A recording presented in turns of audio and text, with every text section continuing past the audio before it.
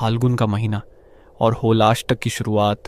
कहते हैं इन 8 रातों में कुछ ऐसा जागता है जो सिर्फ अंधेरे में ही दिखाई देता है। ये कहानी है एक ऐसे गांव की जहां होली से पहले सन्नाटा उतर आता है।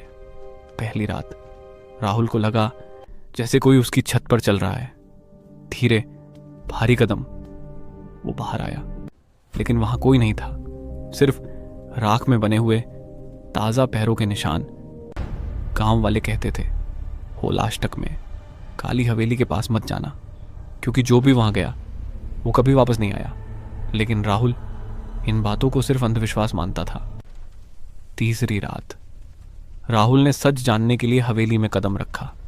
जैसे ही वो अंदर गया, हवा अचानक ठंडी हो गई और हर कदम की आवाज दीवारों से टकराकर लौटने लगी। अचानक किसी की धीमी आवाज आई, मुझे बचाओ। राहुल ने पीछे मुड़कर देखा, लेकिन वहां सिर्फ अंधेरा था, या शायद कोई उसे देख रहा था। हवेली के अंदर एक कमरा था जहां दीवारों पर जले हुए हाथों के निशान थे, जमीन पर राख और हवा में जलने की गंध। ऐसा लग रहा था जैसे यहाँ किसी ने मदद के लिए हाथ बढ़ाए थे।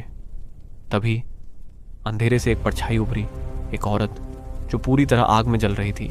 उसकी आंखें खून की तरह लाल थी और वो धीरे से बोली, अब तुम भी यहीं जलोगे। दरवाज़ा अचानक बंद हो गया, कमरे में आग फैलने लगी। राहुल चिल्लाया, भागने की कोशिश की, लेकिन कोई उसे पीछे खींच रहा था, जैसे वो हवेली उसे छोड़ना ही नहीं चाहती। उसी समय गांव में होली का दहन हो रहा था। लोग खुश थे, आग के चारों ओर नाच रहे थे, लेकिन उसी आग के साथ काली हवेली में एक और आत्मा जल रही थी। अगली सुबह राहुल कहीं नहीं मिला, बस उस कमरे की दीवार पर एक नया हाथ का निशान था और राख में लिखा था, अब अगला कौन।